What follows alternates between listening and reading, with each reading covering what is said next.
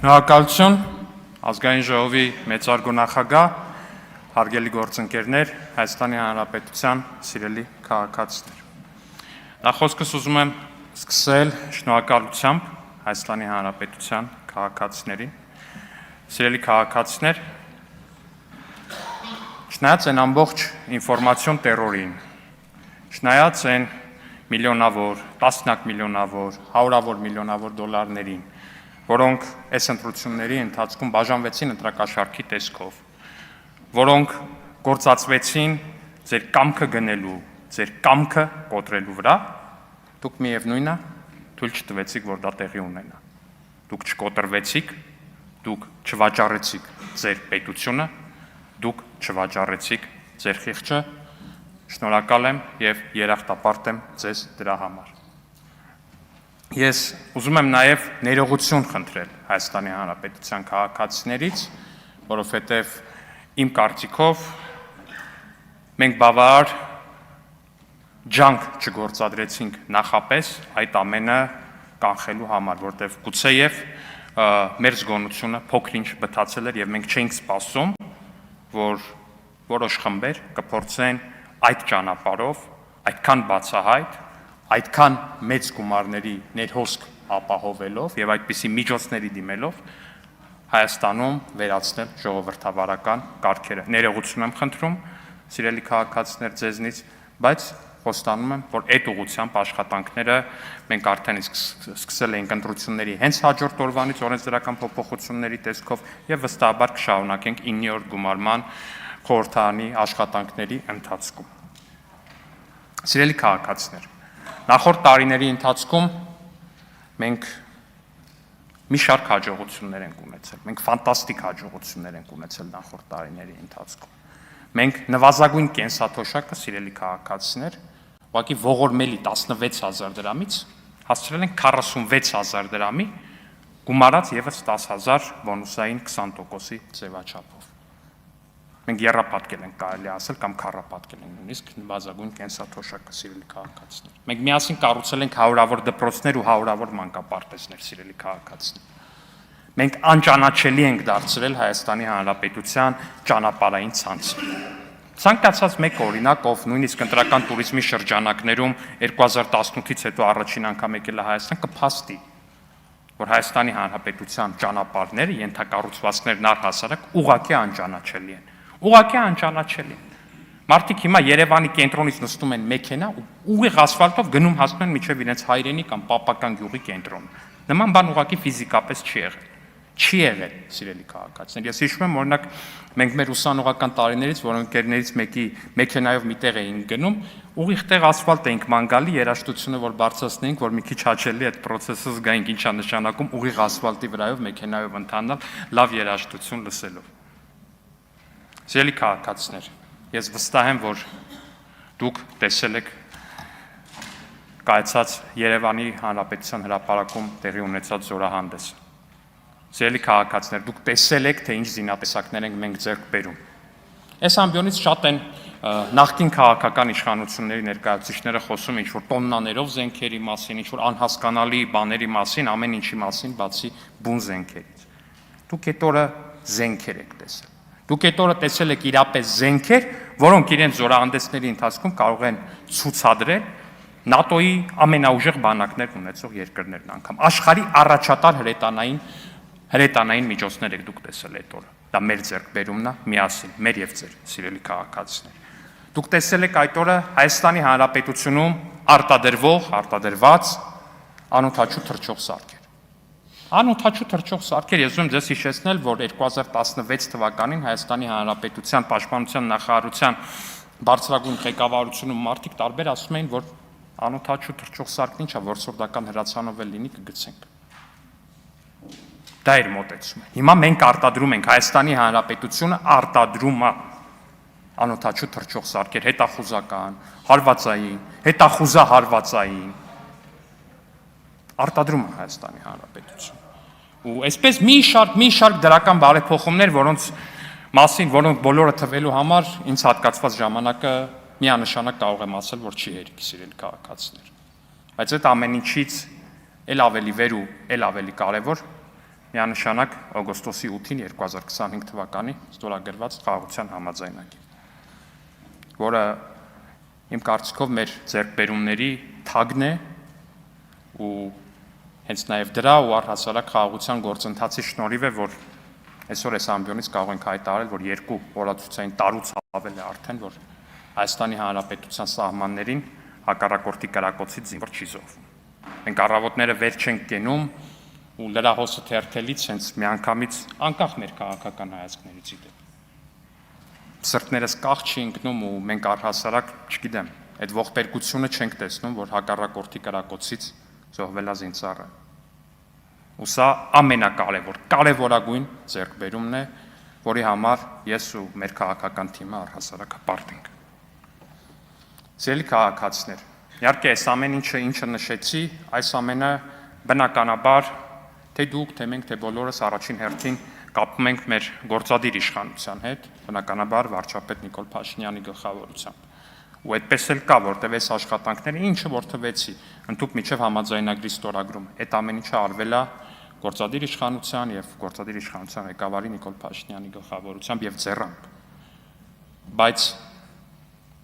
այստեղ չի կարելի ուրանալ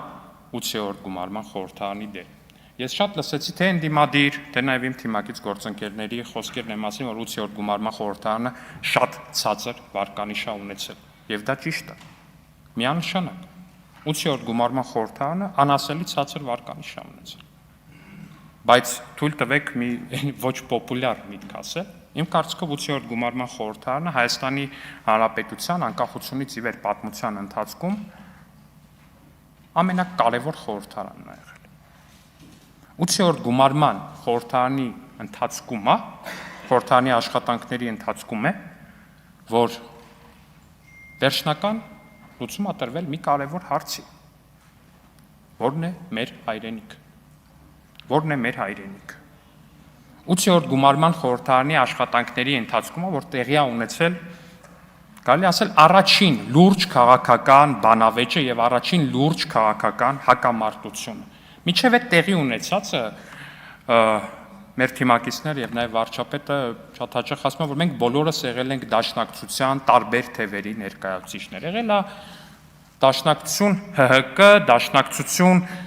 ելք, օրինակ, չգիտեմ, հակամարտություններ, կոռուպցիայի թեմայով, այս մի թեմայով, այն մի թեմայով, այն մի թեմայով, բայց Հայաստանի Հանրապետության համար, Հայաստանի Հանրապետության ապագան կանխորոշող հարցով առաջին բանավեճը, առաջին բախումը տեղի է ունեցել հենց այս խորհրդարանում։ 8-րդ գումարման խորհրդարանում, այս դահլիճում, բայց 8-րդ գումարման խորհրդարանում։ Ես հիշում եմ, որ հենց այս ամբիոնից Հայաստանի Հանրապետության վարչապետը մի հայտարարություն արեց։ Ասեց Հայաստանի Հանրապետության տարածքը 29743 կիլոմետր քառակուսի է։ Գիտեք ինչ տեղի ունեցավ այդ օրը։ Ցույցեր, անկարգություններ, այստեղ ընդդիմության կողմից տարատեսակ ձայնարկություններ, գոռոցներ, գոչյուններ, տարբեր բաներ։ Ուղիղ 2 տարի մենք ես անձամբ մեր ընդդիմադիր գործընկերներին հարցնում էի, որքան է Հայաստանի Հանրապետության տարածքը։ Եվ մեր ընդդիմադիր գործընկերները այդ հարցին չէին պատասխանում։ Չէին պատասխանում այդ հարցին։ Որովհետև այդ հարցի պատասխանը իրենց համար ցանկացած մի ուրիշ թիվ էր, բայց 29743-ը չէր։ 29743-ը չէր։ Եվ այդ գումարման 8-րդ գումարման աշխատանքների ամենավերջում, սիրելի գործընկերներ, թույլ տվեք ասել, որ ընդդիմությունը ամբողջությամբ ընդունեց իրական Հայաստանի գաղափարախոսության բացարձակ ու ջախջախիչ հաղթանակ։ Ինչպես կհարցնեք դուք։ Միջև վերջին ու նախավերջին, եթե չեմ սխալվում, նստաշրջանը մեր ընդդիմադիր գործընկերները չունեին ոչ մի այլ օրակարգ բացի Ղարաբաղը։ Նրանք բացի Ղարաբաղից ուրիշ ոչ մի բանի մասին չէին խոսում։ Նրանց ընդհանրապես հետաքրքիր չէր։ Նրանք չէին շարունակում էին չպատասխանել 29743-ի մասին, Հայաստանի Հանրապետության տարածքի մասին մեր հարցին։ Եվ ահա վերջում, հասկանալով, որ իրենց առաջարկած ալտերնատիվը, իրենց առաջարկած ալտերնատիվ գաղափարախոսությունը, որը դուրս է իրական Հայաստանից, կապ չունի որ ուղղությամբ, մի քիչ շատ, մի քիչ քիչ, ժողովրդի կողմից ընկալելի չի, ժողովրդի կողմից ընդունելի չի։ Նրանք եկան։ Այստեղից Քրիստինե Վարդանյանը, եթե չեմ սխալվում, առաջին անգամ պատասխանեց իմ հարցին, թե որքան է Հայաստանի Հանրապետության տարածք, ասելով, հա դե ձեր ասած թիվն է, ինչ էր 29 ու հա, այդպես էր մոտավորապես հնչում պատասխանը, բայց դա էր առաջին անգամը, երբ որ եղավ այդ պատասխանը։ Առաջին անգամը դա էր, ու դրանից հետո մեր ընդդիմադիր գործընկերները մտել են իրական Հայաստանի քաղաքական օրակարգ։ Մտել են ամբողջությամբ իրական Հայաստանի քաղաքական օրակարգ։ Նրանք էլ չեն խոսում Ղարաբաղի մասին, նրանք էլ, չգիտեմ, ինչ որ բաներ չեն ասում, հա, իրական Հայաստանի հետ կապված տարատեսակ կեղծ թեզեր եւ մնացած բարբերաբար բերում են։ Հակամարտության բանն են, խոսույթն են շարունակում, բայց բուն այդ ամեն ինչը անում են իրական Հայաստանի սահմաններում։ 8-րդ գումարման խորհրդարանի աշխատանքների արդյունքում իրական Հայաստանի գաղափարախոսական հաղթանակ արտացոլված է հենց այստեղ։ Ու դա ամրագրվել է ընտրությունների արդյունքով։ Հետևաբար ես կարծում եմ, որ 8-րդ գումարման խորհրդարանը մեր պատմության մեջ շատ կարևոր տեղ է ունենալ, որտեղ կներեք, բայց հա պատմության մեջ մշտապես հիշվելու են կոռուպցիայի մասին ելույթները, S1-ի մասին ելույթները, N1-ի մասին ելույթները, բայց հետագայում ես վստահ եմ սերունդները հետ գնալով նայելու են, թե այդ ոնց եղավ, այդ ինչ եղավ, այդ ինչը փոխվեց ու երբ փոխվեց, որ Հայաստանի Հանրապետության խորհրդարանը միաբևեռ դաշնակցականից իր տարբեր երանգներով վերափոխվեց ու դարձավ առնվազն երկբևեռ։ Ու դա տեղի է ունեցել 8-րդ գումարման խորհրդարանի աշխատանքների ընթացքում։ 8-րդ գումարման խորհրդարանը դիմակայել է մի շարք դժվարությունների, մի շարք փորձությունների։ Ես ասում եմ, վարչապետը այստեղից հայտարարեց, որ Հայաստանի Հանրապետության տարածքը 29743 կիլոմետր է ու այդ օրը միտինգ եղավ, մարդիկ ցույց էին անում, մարդիկ ինչ որ չգիտեմ, ուզում էին հարձակվեին, ծեծեին, ջարդեին, սպանեին, որովհետև դա այդքան խորտ արտահայտություն էր։ Ես հիշում եմ, որ 8-րդ գումարման խորհրդարանի աշխատանքների օրերին հանկարծ ինչ որ էսկալացիա էր լինում սահմաններին։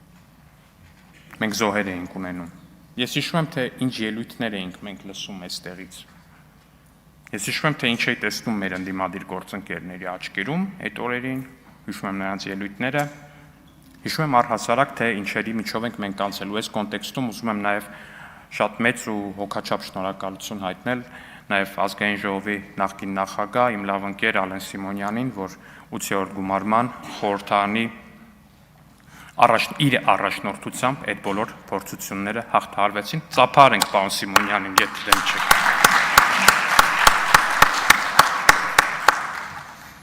Ինչևէ, սիրելի գործընկերներ, ես կարծում եմ, որ 9-րդ գումարման խորհրդարանում մենք կարող ենք մի շատ կարևոր հարց լուծել այնուամենայնիվ։ Ես տեսնում եմ, որ մենք այստեղ խոսում ենք գրեթե նույն բաների մասին, ինչ 8-րդ գումարման խորհրդարանում, ու դա նորմալ է։ Մենք ուզենք թե չուզենք, որքան էլ հիմա ձևացնենք, թե կարողանալու ենք ամբողջությամբ փոխել խոսույթը, ամբողջությամբ փոխել խոսակցության բովանդակությունը, դա այդքան էլ է, ես դրան չեմ հավատում, անկեղծ ասած։ Ես վստահ եմ, որ առնվազն 50%-ով, 40%-ով այդ խոսույթը մնալու է, այդ խոսակցությունը ու այդ բանավեճը մնալու է։ Բայց այս երկու օրը մենք այդ ամեն ինչը անում ենք այլ տոնայնության մեջ։ Մենք այդ ամեն ինչը անում ենք այլ բառամթերքով։ Եվ ես շատ ուրախ եմ սրա համար, ու ես երկրորդում, երրորդում եմ կամ արդեն պարոն Ռուբինյանին, այս ոչը եկեք պահենք։ Ոչ մեկ չի ասում իրար չքննադատենք, ոչ մեկ չի ասում մեղադրանքներ նույնիսկ չհնչեցնենք, որովհետև ես ձեզ անկեղծ ասեմ, հարգելի գործընկերներ, ես համարում եմ, որ դուք այստեղ եք հայտնվել, որովհետև ձեր քաղաքական թիմի ներկայացուցիչները ընտրակաշառք են բաժանել։ Ես դա այդպես եմ համարում, բայց ես ձեզ դիմելու եմ պարոնով, տիկնանց տիկինով, հարգելի գործընկերներ, խոսքը սկսելու եմ հարգելի գործընկերներով եւ առնվազն այնքան ժամանակ, քանի դեռ հակառակը չտեսնեմ ձեզնից կամ չլսեմ իմ հասցեին, իմ թիմակիցների հասցեին, ձեր հետ խոսելու եմ հարգալից։ Եթե մենք այս ոճը պահենք, ինձ թվում է, մենք խորհրդարանի վարկանիշի առումով շատ լուրջ աճ կգրանցենք մեր քաղաքացիների շրջանում, այնպես որ երկրորդում կամ երրորդում եմ արդեն պարոն Ռուբինյանի կոչը ու ձեզ եւս կոչ եմ անում հետևել դրան։ Սիրով կպատասխանեմ ձեր հարցերին։